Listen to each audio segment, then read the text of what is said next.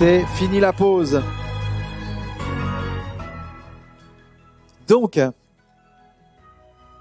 on a la chance aujourd'hui d'avoir quelqu'un qui a son cœur qui brûle pour cette question de l'Église persécutée. C'est le cas de le dire. C'est Marjorie Souchon qui va venir tout à l'heure me rejoindre. J'ai envie de t'expliquer un petit peu le contexte de sa venue. Marjorie, c'est une femme de Dieu qui a vraiment rencontré Dieu ces dernières années, qui s'est baptisée et puis qui a fait des pas magnifiques. J'ai eu l'occasion de pouvoir voir un peu comment elle avance dans sa foi et aussi très vite cette façon d'être touchée par l'amour de Dieu l'a amenée à sentir que dans son cœur, il y avait une place qui se précisait de plus en plus vers l'idée de donner sa vie pour Dieu et pour la question du ministère. Et donc, elle est partie au Sénégal il y a maintenant une année, un peu moins. Elle a fait 6 mois là-bas et où elle a laissé cette question de la mission aussi vraiment trotter dans sa tête. On a eu l'occasion d'échanger plusieurs fois à ce sujet. Elle est revenue en Suisse à l'été. Et puis, depuis, il y a d'autres choses qui commencent à se préciser, toujours avec cette idée de voir la foi qui dépasse les frontières et qui va jusqu'aux extrémités de la terre pour amener cette bonne nouvelle et construire le royaume de Dieu. Et là, depuis quelques mois, elle me parle énormément de cet enjeu, de la question des chrétiens persécutés. Et c'est vrai, je trouve qu'on n'en parle pas assez. Je pense qu'il y a beaucoup de choses à entendre et à apprendre et à vivre. Et c'est ce qu'elle nous propose de faire ensemble aujourd'hui, durant ce temps de célébration spécial qu'on dédie à l'Église persécutée. Alors, Marjorie, viens me rejoindre et mets le feu dans cette salle. Bonjour à tous. Alors, vous m'entendez ? Ah ben alors ça va. Quand on louait tout à l'heure, il y avait cette parole, on prend l'autorité que Jésus nous donne. Et je me disais, est-ce qu'on sait quelle autorité on a ici à ICF ? Est-ce que vous savez l'autorité et le pouvoir que vous avez ?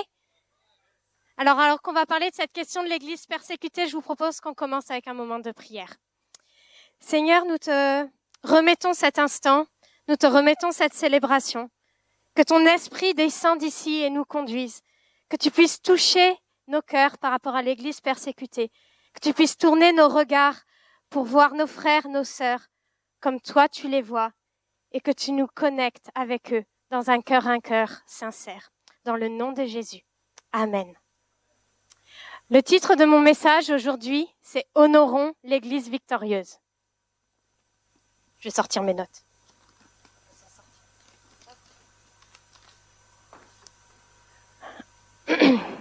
On va commencer avec un passage qu'on trouve dans 1 Corinthiens pour voir qu'est-ce que l'Église victorieuse. En effet, le corps n'a pas qu'une seule partie. Il en a plusieurs. Le pied peut dire « Moi, je ne suis pas une main, donc je ne fais pas partie du corps. » Pourtant, il fait quand même partie du corps. L'oreille peut dire « Je ne suis pas un œil, donc je ne fais pas partie du corps. » Pourtant, elle fait quand même partie du corps. Si dans le corps, il n'y avait que les yeux, comment pourrait-on entendre ? S'il n'y avait que les oreilles, comment pourrait-on sentir les odeurs ? Mais Dieu a placé chaque partie dans le corps, comme il l'a voulu. Si l'ensemble se compose d'une seule partie, il n'y a pas de corps. Il y a donc plusieurs parties, mais un seul corps. Et ce passage de Corinthiens nous montre qu'est-ce que c'est qu'une église. Une église, ce sont des groupes de chrétiens, ça commence à 2, ça peut aller jusqu'à des milliers pour des méga-churches, qui se rassemblent et qui se disent on tourne nos regards vers Dieu, on tourne nos regards vers Jésus. Et ça prend plein de formes. Ça peut être des méga-churches qui remplissent des stades entiers pour louer le Seigneur. Ça peut être des tout petits groupes de maisons, 2-3 personnes, pas plus, comme on a vu au Cambodge à cause de Covid. Ça peut être beaucoup de dénominations différentes. Aujourd'hui, on est dimanche. Dans le monde entier, des chrétiens sont en train d'aller à l'église ou sont déjà allés selon le décalage horaire et vivent leur foi. Il y a des milliers de chants de louanges maintenant qui s'élèvent pour le Seigneur. Il y en a qui louent en Afrique. Il y en a qui louent en Amérique du Sud. Il y en a qui louent en Asie. Il y en a qui louent en Afghanistan, en Iran, en Corée du Nord. en Chine. Et ça ressemble à quoi, ça? La première fois que je suis allée en Chine, c'est la première fois que j'ai entendu parler de l'église persécutée. Tranquillement, je suis allée sur Internet pour trouver une église, puis j'ai vu en bas de la page « Seulement pour les titulaires d'un passeport étranger ». J'ai dit « Oh, qu'est-ce que c'est cette histoire ?» Je suis allée à la sortie de l'église, des policiers qui prennent en photo les gens pour la reconnaissance faciale, parce qu'il est interdit à un Chinois d'aller dans une église. En Chine, j'ai rencontré quelqu'un, un Chinois, qui a été super emballé quand je lui ai parlé de Jésus. Et je me suis dit, cool, j'évangélise. Et puis, j'en ai parlé autour de moi, on m'a dit, attention, il y a des espions. Si tu l'amènes dans une église où il peut aller, peut-être qu'il va l'utiliser pour dénoncer une église souterraine. J'ai arrêté, il a disparu. Ça, c'est une facette de l'église persécutée. Alors, l'église persécutée, qu'est-ce que c'est? L'église persécutée, c'est un peu ce qu'on voit dans cette carte. 50 pays dans le monde où il est le plus dangereux d'être chrétien. L'église persécutée, c'est des nombres, c'est des pays, mais c'est des gens surtout. Si vous regardez le message en haut à droite, vous n'avez jamais vu nos visages, vous ne connaissez pas nos noms, mais vous nous aimez. L'église persécutée, c'est nos frères et sœurs. La persécution, qu'est-ce que c'est? La persécution des chrétiens, c'est de recevoir une opposition parce qu'on a déclaré publiquement et sans faire de compromis que Jésus était notre Seigneur et Sauveur. Cette persécution peut prendre 3 formes principales. La première, ça peut venir de l'État. Un État qui, comme la Corée du Nord, interdit toute forme de religion, interdit le christianisme. En Corée du Nord, si on vous surprend en tant que chrétien, si vous êtes dénoncé, ce qui sera souvent le cas, on vous envoie en camp de travail forcé, certainement jusqu'à ce que mort s'en suive, à moins que vous ne vous évadiez. Il y a encore des camps de travail. Dans de nombreux pays, être chrétien est interdit. La persécution, ça peut aussi venir de votre communauté. En Inde, vous habitez un village reculé, principalement des hindous, polythéistes autour de vous. Ils savent que votre maison est chrétienne. Ils vont détruire votre maison. Il y a des vidéos sur Internet. C'est-à-dire que vos voisins se rassemblent avec l'idée de détruire votre maison. La troisième forme, c'est la famille. Actuellement, le plus grand réveil spirituel est en train de se passer dans les pays musulmans. Les musulmans reçoivent la révélation de Jésus par vision, par rêve. Et forcément, ils tombent à genoux et ils suivent le Seigneur. Mais quand ils en parlent à leur famille, qu'est-ce qui se passe? Dans le Coran, la famille a droit de mort sur ceux qui se détournent du prophète. Il y a des chrétiens qui doivent s'enfuir de chez eux. Il y a des chrétiens qui sont menacés de mort par leur famille parce qu'ils ont décidé de suivre Jésus, parce que ce n'est pas passager, parce qu'ils ne font aucun compromis. Alors, est-ce que tous ces chrétiens sont des martyrs? Est-ce que c'est vraiment si horrible que ça, ce que je suis en train de vous dire? Pour certains, oui.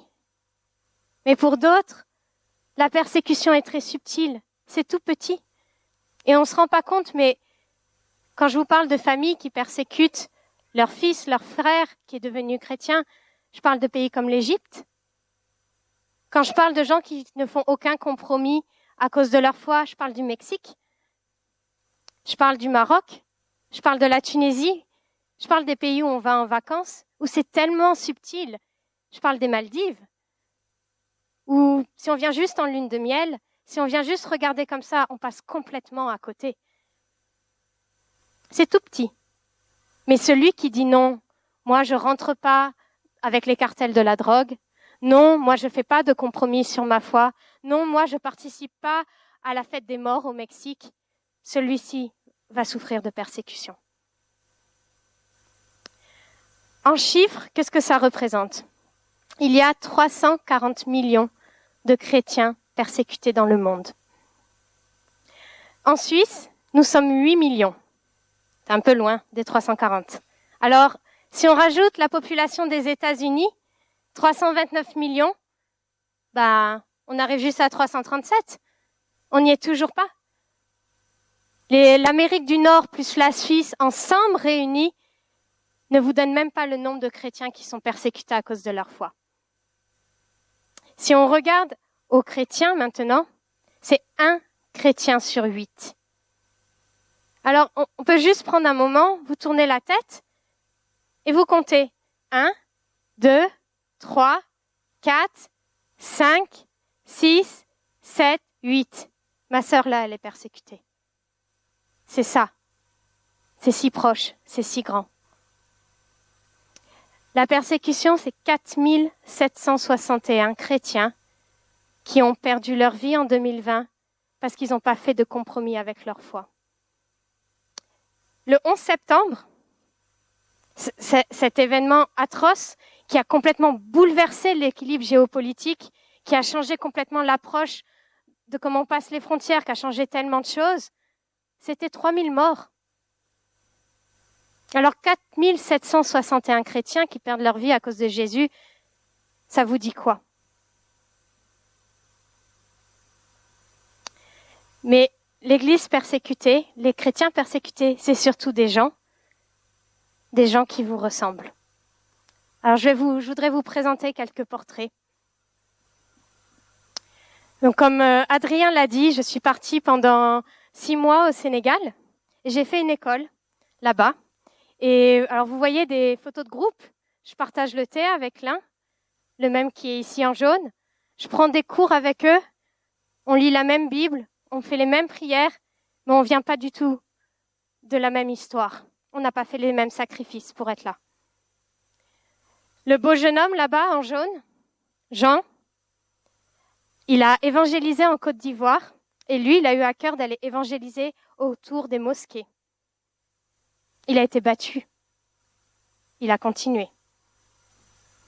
La jolie demoiselle, on l'a surnommée la cadette, 20 ans. Comme toute jeune de 20 ans, si elle gagnait pas quand on faisait le foot et tout ça, c'était un scandale. Un caractère pas possible. Elle vient d'un village un peu reculé au Sénégal. Une mission chrétienne est venue. Et puis, quand ils ont commencé à faire des activités, puis distribuer des bonbons, donc elle a dit, c'est bon ça. Hop, elle y allait, elle a amené ses frères et sœurs. Et puis, la famille a commencé à constater qu'elle y retournait un petit peu trop. Ils lui ont dit, hey, faut arrêter, puis tu amènes plus tes frères et sœurs. Et elle a dit, ses frères et sœurs, c'est bon ce qui se passe là-bas. On y retourne. Quand le père a remarqué qu'elle désobéissait, il est rentré dans une rage tellement folle qu'elle a pris peur, qu'elle a fugué de chez elle pendant plusieurs semaines. Celui avec les bras ouverts comme ça, je l'ai surnommé, c'est mon fils. Et il a été élevé en Guinée-Bissau et sa famille l'a vendu à des marabouts. Il est tombé malade, il a été abandonné, il a été recueilli par une mission chrétienne et bien sûr il s'est converti. Quand il est retourné dans sa famille, quelques années plus tard, qu'il a expliqué qu'il s'était converti, sa famille a essayé de l'empoisonner.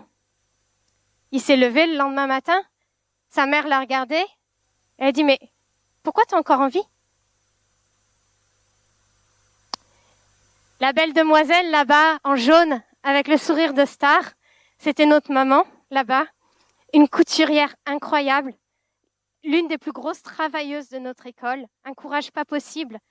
Mais elle vient d'une famille qui se déclare chrétienne.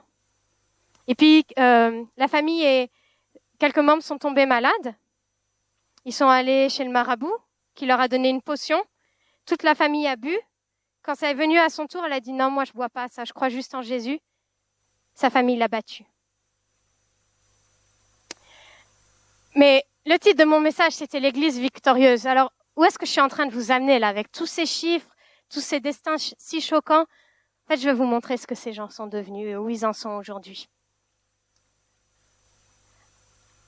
La maman, avec son sourire de star, elle a un don incroyable avec les enfants. Et actuellement, elle est missionnaire dans un village du Sénégal où elle évangélise avec la langue des signes pour les sourds et muets. En vert, notre petite cadette là-haut, elle est en train d'évangéliser. Et quand on est parti dans les villages au Sénégal, on est allé dans son village et c'est elle qui a ouvert toutes les portes des maisons où on a pu aller évangéliser. Et mon fils là-haut, si beau, il prêche. Il ne sait pas lire, il ne sait pas écrire, mais il amène une audience pendant 1 heure dans un prêche. Ça, c'est l'Église persécutée. Alors, là où je veux vous amener, c'est que on a toujours une image assez malheureuse, que l'Église persécutée, c'est une Église malheureuse. Mais non, c'est une Église qui vit dans la paix parce qu'ils sont sans compromis et qui sont droits dans leur foi avec Dieu. Ils ont la paix, au-delà des circonstances. On pense que c'est une Église triste, mais pas du tout. C'est une Église de louange, c'est une Église de prière, c'est une Église de miracles. Pour ceux qui connaissent ce passage des Actes, Paul est en prison et puis les portes de la prison s'ouvrent. Mais qu'est-ce que faisait Paul? Il louait. Et il louait où? En prison. C'est là que les miracles arrivent. On pense que c'est une église écrasée, mais c'est une église courageuse. C'est une église qui a un impact incroyable. La Chine est le pays qui compte le plus de chrétiens au monde. On pense que c'est une église oubliée, et notamment oubliée de Dieu. Mais si vous lisez les évangiles, que vous enlevez toutes les pages sur la persécution, il vous restera pas grand-chose en fait à lire. C'est au cœur de l'évangile et dans le cœur de Dieu. On pense que c'est une église qui doit nous susciter la pitié, mais non. Quand on les rencontre, c'est l'église qui nous apprend la grâce et le pardon. On pense qu'on va être mal à l'aise si on se plonge dans l'église persécutée, mais non.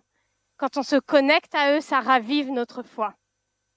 Alors maintenant, je voudrais vous montrer qu'est-ce qui se passe quand on connecte à l'église persécutée. Je voudrais vous montrer une autre photo. Ça, c'est pas très fancy comme culte. Mais c'était nos cultes là-bas au Sénégal. Et c'est dans cette pièce que j'ai eu la révélation la plus incroyable de l'amour de Dieu. On a commencé à prier, on a commencé à louer. Et là, je les ai entendus chanter. J'ai entendu leurs louanges. Et c'était tellement fort. Et petit à petit, de l'amour est monté en moi. J'ai commencé à être tellement fière, à les aimer. Et Dieu m'a dit, ça, c'est mon armée. Ce sont mes soldats. Et là, j'ai été envahie d'un amour absolument incroyable. Un feu tellement fort a commencé à brûler en moi. C'est ce qui a fait mon engagement. Alors maintenant, là où je veux vous amener, c'est si on poursuit le passage de Corinthiens, il dit, quand un membre souffre, le corps souffre tout entier. Et c'est vrai, si je me tape le petit doigt, je vais avoir tellement mal que mon corps entier va avoir mal. Alors oui, quand je vous raconte les histoires de l'église persécutée, quand je vous donne les chiffres, ça fait mal. Mais en même temps, si on poursuit la lecture, si une partie est à l'honneur, les autres partagent sa joie. Et c'est ce qui passe. Quand on honore l'église persécutée, alors on partage leur joie. Ce que je veux que vous reteniez aujourd'hui, c'est que l'église persécutée, c'est pas une église misérable. C'est une église inspirante, audacieuse, victorieuse. Que la victoire, qu'un chrétien victorieux, c'est pas un chrétien qui prie au coin des rues, qui brille, qui étale sa voix, non. Un chrétien victorieux, c'est un chrétien qui ne fait aucun compromis dans sa vie de foi, qui ne fait aucun compromis dans son obéissance à Jésus. Et que se réjouir, c'est en honorant, c'est en priant et c'est en déclarant des miracles. C'est là qu'on se réjouit vraiment. Ce matin, on est le dimanche de l'église persécutée. Dans l'autre célébration, je pense qu'on était 60. Là, ça doit être à peu près pareil. Qu'est-ce que vous croyez qui va se passer quand on va se lever? 120 personnes vont prier pour l'église persécutée. Dans le monde entier, en ce moment, des chrétiens sont en train de prier pour l'église persécutée. Vous croyez que ça résonne comment spirituellement? Quel impact est-ce que vous croyez qu'on va avoir quand nous, on va se lever? On va faire trembler les ténèbres. Alors maintenant, je vous propose de vous lever et on va prier. Si vous ne savez pas où commencer, commençons juste par les pays que je vous ai donnés. Commençons à penser à la Corée du Nord. Commençons à penser à l'Afghanistan. Commençons à penser aussi à l'Iran où il y a ce réveil incroyable de chrétiens d'arrière-plan musulmans. Pensez aux communautés, au voisinage, à ceux qui sont dans des villages reculés et qui maintenant voient leurs propres voisins menacer leur vie parce qu'ils ont décidé que leur maison était une maison qui servait l'Éternel. Pensez aux chrétiens déchirés parce qu'ils ont fait le choix de Jésus, parce qu'ils adorent Jésus de tout leur cœur, mais que la famille qui les a élevés, la famille qu'ils aiment de tout leur cœur les rejette maintenant. Pensez à cette tension dans leur cœur. Pensez maintenant à ceux peut-être qui sont en prison, aux femmes qui ont été agressées. Pensez à tous ceux qui ont payé le prix de leur foi, mais qui continuent chaque matin à se lever. Parce que Jésus valait le prix. Élevez vos prières maintenant. Élevez ce qui se passe dans votre cœur. Je sais que certains d'entre vous ne sont pas encore chrétiens. Je sais que pour certains d'entre vous, la prière d'intercession, c'est quelque chose de complètement nouveau. Mais votre cœur ne peut pas rester insensible quand on parle de chrétiens qui sont dans la souffrance, quand on parle de gens qui sont courageux et victorieux face au malheur, quand on parle de gens qui défendent leurs valeurs, même quand on leur en empêche, quand on parle de gens qui défendent ce en quoi ils croient quand un État veut les arrêter. Ça, aucun cœur ne peut être arrêté par ça. Alors peut-être que maintenant vous avez des images, peut-être que maintenant vous avez des paroles qui viennent, peut-être qu'il y a même des noms de gens que vous ne connaissez pas, des pays qui passent devant vos yeux. Priez pour ces pays, priez pour ça, envoyez votre cri du cœur. Même si vous ne savez pas prier, c'est juste un cri du cœur, un encouragement, une parole d'espérance. Déclarez une victoire qui va arriver. Faites-les monter vers le ciel. Faites monter maintenant le cri de votre cœur vers le ciel.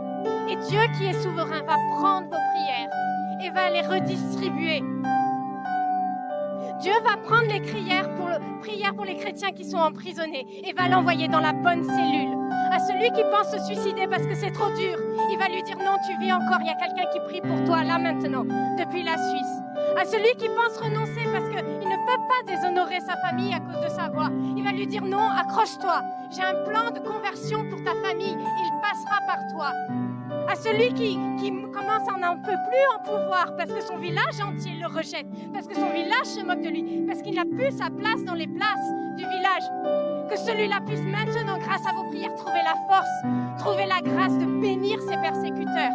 Parce que oui, on est appelé à prier pour nos ennemis, on est appelé à prier pour ceux qui persécutent, pour que Dieu touche leur cœur. Parce que c'est pas par nos propres forces, parce que c'est par l'impact du Saint-Esprit que Dieu va descendre sur ceux-là même qui persécutent, pour ceux-là même qui sont dans l'ignorance, et va toucher leur cœur, va arrêter leurs mains, parce qu'ils vont voir maintenant Jésus s'imposer entre eux et celui qui veut persécuter. On va élever nos prières maintenant, on va se laisser guider par le Saint-Esprit, que le Saint-Esprit maintenant descende sur cette salle, descende dans chacun de vous, qu'il vous saisisse chacun d'entre vous, qu'il parle à votre cœur, qu'il enflamme votre cœur. Que chacun d'entre vous maintenant dépose toute pensée, dépose toute imagination, toute chose qui peut le sortir de ce qu'il pense maintenant. Déposez vos problèmes, déposez vos rêves. Laissez le Saint-Esprit vous toucher et partir vers ceux qui ont besoin de vos prières maintenant. Élevez votre cri de victoire. Élevez vos prières pour ceux qui ont besoin de vous maintenant. Élevez votre prière pour saisir la victoire, pour saisir l'appel que Dieu vous fait. Et priez maintenant parce que vous êtes victorieux. Vous avez l'autorité de Jésus. Laissez-vous saisir par les causes, par les noms, par les pays. Priez pour l'espoir, pour l'espérance, pour la victoire, pour le témoignage, pour ceux qui sont appelés à être sel et lumière, pour ceux qui continuent à évangéliser au péril de leur vie, pour ceux qui sont appelés à rester en Afghanistan maintenant. Priez pour eux, qu'ils soient renouvelés, que la provision de Dieu vienne sur eux. Prenez ces sujets de prière et faites-les monter vers le ciel. Dieu vous entend, Dieu les dispatche et c'est par vos bénédictions que vous impactez maintenant ce qui se passe en Afghanistan, ce qui se passe en Corée du Nord, ce qui se passe en Colombie. C'est maintenant que vous changez les choses, c'est maintenant que vous prenez l'autorité. Maintenant ici à ICF, tu lèves une armée de gens qui prient, une armée de gens qui disent non à la persécution,